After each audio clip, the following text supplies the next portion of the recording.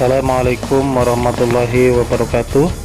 Berjumpa kembali bersama saya di Salat Al-Jahli Channel. Kali ini kita akan membahas tentang keteladanan Nabi Dawud alaihi salam.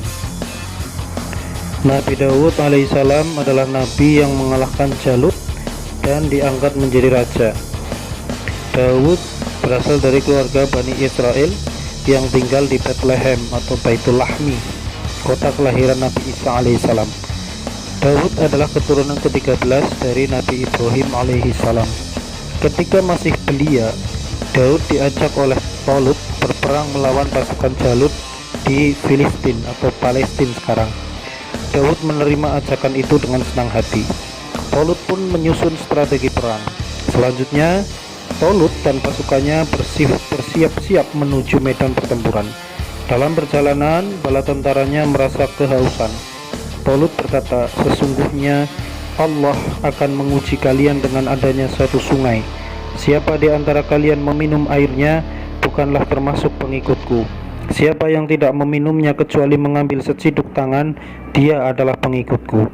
Ketika melewati sungai yang dimaksud, pasukan Tolut kemudian meminum airnya sebanyak yang diperintahkan Tolut.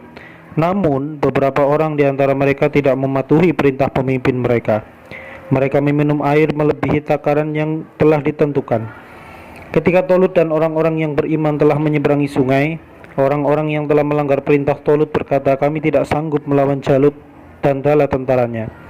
Adapun orang-orang yang beriman berkata, "Banyak terjadi golongan yang sedikit dapat mengalahkan golongan yang banyak dengan izin Allah. Allah beserta orang-orang yang sabar."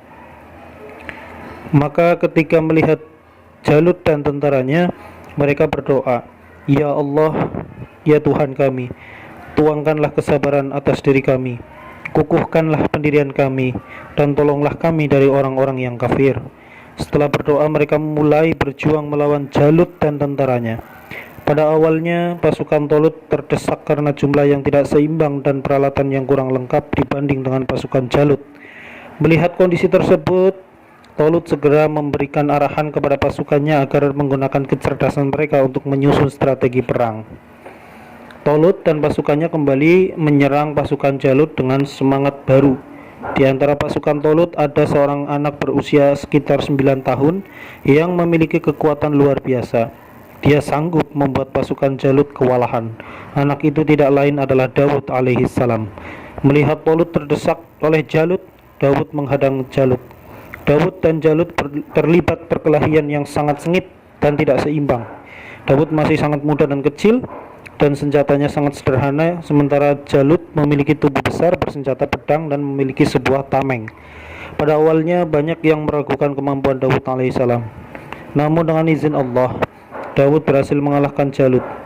Pasukan Jalut melarikan diri dari medan pertempuran, sedangkan Tolut dan tentaranya kembali dengan membawa kemenangan, sehingga bangsa Israel terbebas dari penjajahan. Setelah Tolut wafat, Daud kemudian diangkat menjadi raja. Allah menganugerahkan kerajaan dan ilmu pengetahuan kepada Daud.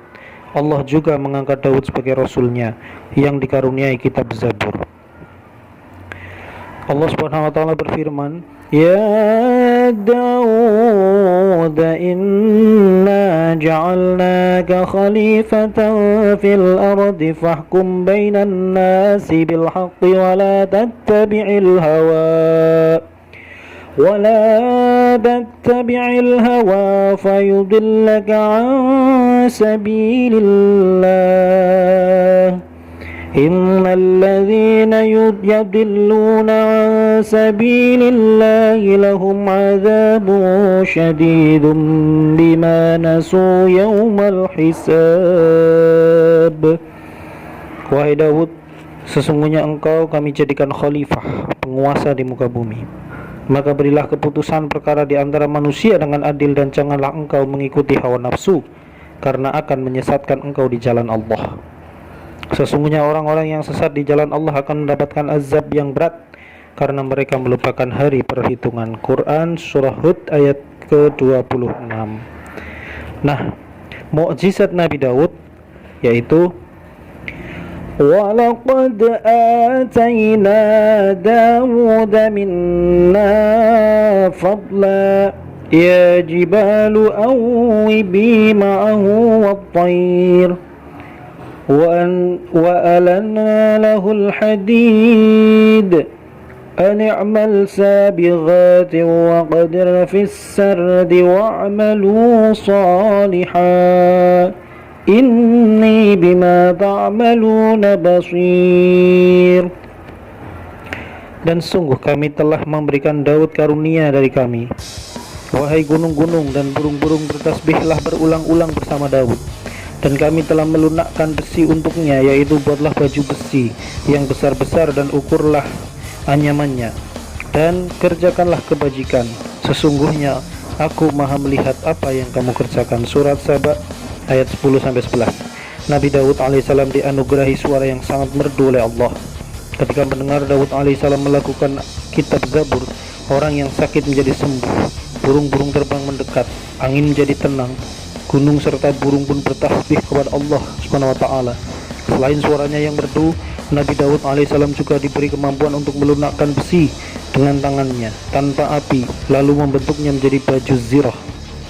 Yaitu Daud juga dikaruniai ilmu pengetahuan dan kepandaian untuk menghakimi suatu perkara secara bijaksana. Nah, dari sekelumit kisah Nabi Daud ini bisa kita pelajari, bisa kita amalkan, bahwa minimal kita menjadi orang bisa menjadi seorang hakim bagi diri kita sendiri, bagi keluarga kita sendiri. Sekian, billahi taufiq wal hidayah. Assalamualaikum warahmatullahi wabarakatuh.